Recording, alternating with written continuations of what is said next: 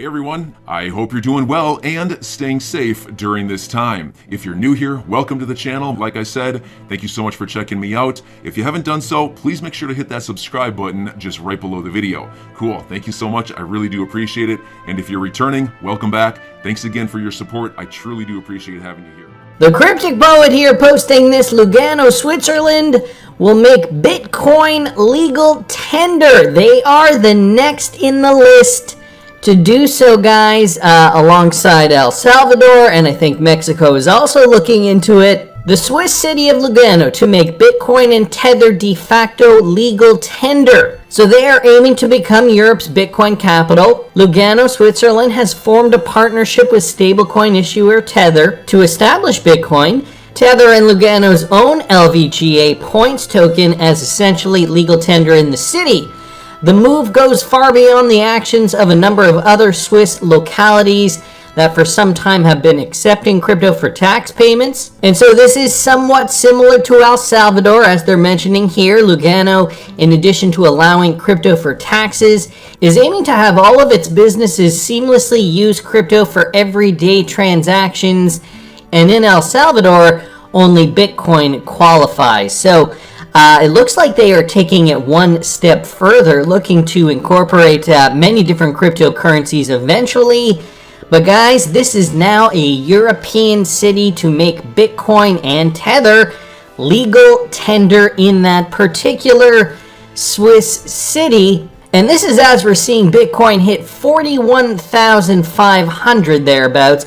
This coming from Steve at Decode Jar here on Twitter. So as you guys can see here, we have hit that $41,500 mark several times here on Bitcoin. At some points it has been resistance. At some points it has been support. And so, now we're here and we're seeing it holding as support. So that's something we should be paying attention to. Steve here saying, I'm so bored of this level though, looking forward to the day when we leave it behind for good. So Bitcoin chart up here right now, we're trading at about $41,700. We have just been vacillating over the last month or so. Bitcoin trading sideways from that macro perspective. Even within the last year, we've been trading pretty much sideways for Bitcoin. So we have seen that level hit quite frequently over the last 12 months. We also have this guy's from Benjamin Cowan. I mean, at least we are trying to hold 42,000 or 41,500 as a Bitcoin level of resistance or support. He goes on to say, as support, not currently holding it as resistance, so we have that going for us, which is nice. That's the other thing we should be keeping in mind, guys. We are on the other side of this. We are holding this as support right now. And so let me just take that off. Let me throw a horizontal line in here. And so, holding this level as resistance, obviously not as great because then we are to expect the trend to go further down. So holding it as a support level, obviously better. And that is exactly where we are right now, right in here, holding 41.5 or 42,000 as support. So that's good news. XRP holding up. We're seeing XRP trading right now at 74 cents. Still formulating what is looking like a bullish pennant pattern. So, as soon as we get that positive news, it could be off to the races for XRP and many other altcoins in the space. Bitcoin is the one to be eyeing right now, getting above that level, $41,500, $42,000, a key level of support and resistance for Bitcoin. There's also this, guys, from Miles J Creative. Note the 20 SMA on the monthly. We have bounced from it with February's candle, similar to 2013. In the past, when crossed for the bear market, note there is no monthly green candle bounce. Resumption to the upside then looks probable. And so here's what we're taking a look at, the 20 simple moving average. In 2013, we bounced off of it, moved to the upside. And, every time you can see we've bounced above it, we have moved to the upside. So it is looking promising for Bitcoin. Also, considering the reaccumulation that we have seen over the last year, it looks like we are in a good space. I saw this, guys, and I thought I'd share it with you. I think this is great. And, for us XRP hodlers, us XRP entrepreneurs, those of us who run small businesses, I could see this becoming more and more frequent as the months and years go on. This coming from Crypto Cabbie, my new sign in my taxi. Accepting XRP via the Sum wallet is just as fast as taking credit card payments. Let's see how it goes this time. And so this from Crypto Cabbie. Obviously, he is a cab driver, and he is accepting XRP through the Sum wallet. So if you happen to take a cab and you are in the UK and you do see this sign, he's one of us. Wanted to thank Crypto Cabbie for posting this. And yeah, how he is also adding to XRP utility on the XRPL, even if it's just in a small way.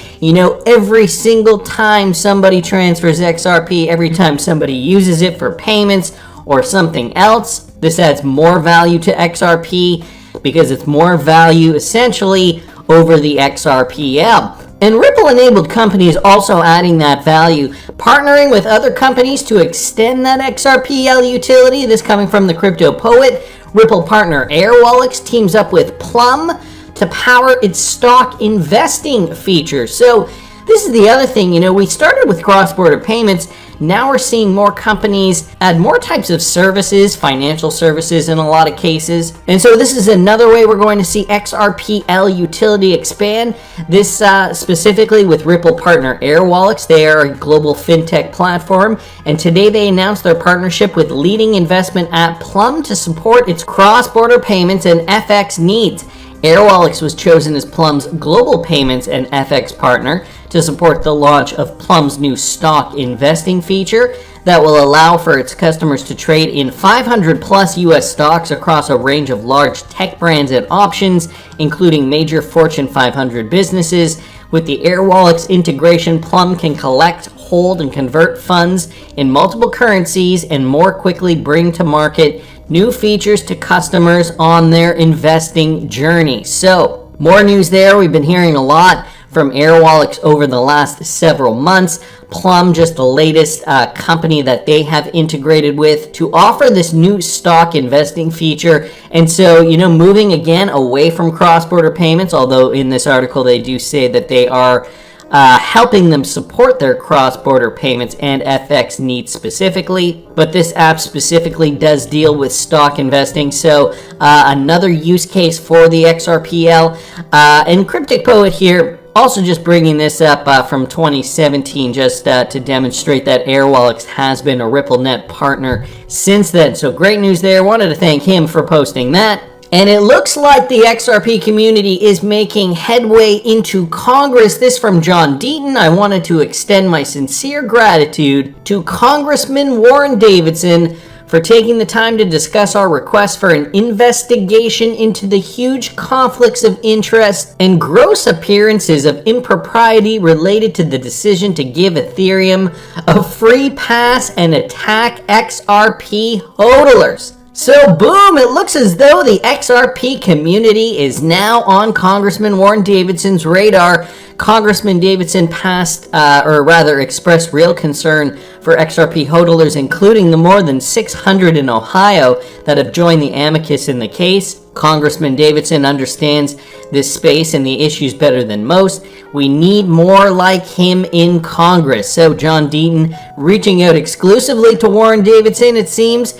And it looks as though maybe we can get a probe, maybe we can get some more investigation into the free pass that the SEC has given to Ethereum. Just yesterday I did a video, and I'll link it up here if you guys didn't catch it. In that video I did talk briefly about how there's now this independent audit that is going to be happening at JP Morgan, because apparently they have been tied into the Ethereum SEC situation. So the story goes as such, and I don't have the details, but just off the top of my head, apparently they had already been working on, or rather were very, very involved in technology over at Consensus. So they had a vested interest in Ethereum succeeding as well. A very interesting development in this story, to say the least. Anyway, I'm going to move on, guys. Jeremy Hogan tweeting out Coining203's tweet here. And so Brad Garlinghouse did recently make an appearance on Fox Business. A lot of great nuggets of information in this clip. I'm going to go over some of it. Here, you know what? I'll just start by playing the clip. Listen to this. Inappropriate activity. Listen, it's the same with the U.S. dollar. Appropriate activity, inappropriate activity. Joining us now on the set, CEO of leading enterprise blockchain company Ripple, Brad Garlinghouse. Yes, of course, Ripple, related to XRP. Brad would know a thing or two about this, along with Charlie Gasparino. I know nothing. He knows everything. I know nothing. What do you make of what Powell said? He kind of gave it to both sides. What did he say, though? Did he say anything? It's not entirely clear. By the way, I do want to start by just saying that I and the team at Ripple feel so strongly about standing with the people of Ukraine, and I just want to put that out there. Sure. But my comment as I listen to some of the things I hear out of Washington is just I fear that there's a lack of knowledge. There's a lack of information about how crypto really works. And I think it does a disservice to responsible actors like Ripple who are working with governments, with sanctions. Everything that is enforced from a sanction point of view through fiat currency, anything that Ripple does is enforced in the exact same way. And so there's no different level playing field. And I think in some ways I heard Senator Warren saying things yesterday that felt like it's holding crypto to a different standard, and expecting, for example, a blanket ban of all crypto in some of these countries in a way that, you can still use PayPal, you can still use these, some of these other things, and I don't think we should treat them differently. Ripple is like Swift, isn't it? Yes, I mean, Ripple's starting point, kind of our first use case for the technology, the blockchain technology, right, and the digital asset XRP was to solve that cross-border payments problem. Right. Swift is quite antiquated, kind of designed 50 years ago. It's slow, it's expensive, but it is a choke point that the governments use to enforce sanctions. My point is, nothing that Ripple is doing circumvents any of that. So you're following the sanctions exactly? Like, for example, it's 8 banks, but a couple can still trade through it theoretically? Correct. The sanctions are applied through what I'll call the choke points, the on-ramps and off-ramps. That's true for Swift, that's true for Ripple. Regardless of what I'll call just the plumbing of how things are moving, the choke points are the endpoints. So I think, when I step back and look at this, I think there is a lack of knowledge. I think people need to understand that crypto isn't this kind of black box. It's kind of back from when it was known as Silk Road. The industry has come a long way. So an oligarch, or let's just say Vladimir Putin, couldn't finance tanks through Bitcoin. One of the things that people don't realize is there's just not enough liquidity. Yeah. Russia used to trade pre-sanctions $50 billion of cross-border kind of transactions per day. Crypto does not have anywhere near that. So, in the same way that somebody could be taking wheelbarrows of rubles or the Ukrainian currency across to Poland and things there are ways you could do that, but it's really not significantly dissimilar. Why are they so obsessed with it then? It's so weird. I think it's a kind of clickbait. It's a hot item. I think people, it adds a relevance and excitement around some of these things, but I think people don't understand. Well, we had spoken.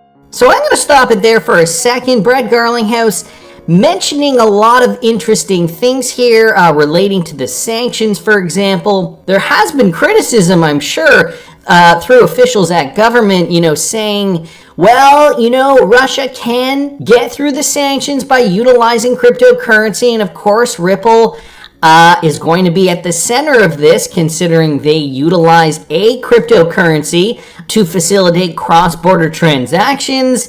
And Brad Garlinghouse has to nip that in the bud right away. And, he is essentially stating, okay, look, there are the choke points that the government can turn off, the end points, the on and off ramps to convert cryptocurrency to dollars.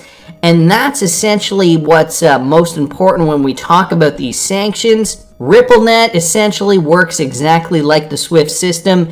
And so, if they're going to choke off, in this case, in this example, Russia's on and off ramps for money, they can do the same thing with RippleNet if they so choose to. Now, that is something different than transferring XRP through the XRPL. If I wanted to send, 50 XRP to Crypto Cabby, who is, let's say, taking me from point A to point B, well, I can take my Sum wallet or my whatever wallet and send him XRP directly. I do not have to go through an intermediary, which is kind of what Brad Garlinghouse is talking about, the RippleNet, to source liquidity for larger payments. That is something completely different than me sending somebody else XRP directly. So he does mention this. He doesn't want to confuse the lawmakers of the world, the regulators of the world, and get back into that whole stereotype, I guess, that cryptocurrency is created for criminals. It's going to foster money laundering or to, subvert sanctions. So I thought that was an interesting talking point. I do think, considering I've been in this space for a while, I do think it's getting quite old now. But listen to this. He goes on talking to Liz Clayman. Listen to this. Spoken to Gary Gensler of the Securities and Exchange Commission. I know you saw that interview because we were emailing afterward about it, but he specifically tried to say that he wants to very much focus on what's a security and what is an actual token, a cryptocurrency. I feel like if that's the case and he's holding you to that standard, at some point he's going to have to go after Ether as well, because Ether and Ethereum are those two very similar paths, just like XRP and Ripple, are they not? Look, I think that's absolutely true. I don't want to comment on what they should or shouldn't do. I think as it relates to Ethereum, my view is it's very clear Ethereum's a currency. It's very clear XRP is a currency, and that the SEC. He was interviewed yesterday. Gary Gensler was, or maybe it was even this morning, and commented that, hey, we're going to lose some cases. This is the definition of regulation by enforcement. He was going to lose. He thinks he was saying he's going to lose your case? I don't know what he was saying. I think but he did say, hey, we're going to lose some, and we're okay with that. Where are you on the case? Let's get an update. The quick update, on Monday was the last day of expert testimony, expert depositions, etc. And so the case continues to move forward. We're expecting some decisions from the court, sooner rather than later as it relates to a couple of decisions before the court. But look, it's moved slowly. I think Gary Gensler has continued to kind of go with a narrative that crypto is the Wild West. It's not the Wild West. Are there bad actors? Yes, there's bad actors in all parts of... bad actors in money laundering and U.S. dollars. I found it fascinating from reading the documents for all the stuff they said about how bad it was that you did an unregistered securities. They never say anything bad about your platform. Why is that? Because it's nothing bad. Well, the irony there is, we were in the SEC's offices. I met with Chairman Clayton. I was meeting with commissioners. No one ever once said, hey, we think XRP is a security. And they look backwards and say, now we think it's all a security. That's a hard argument. Please come back. Brad Gar.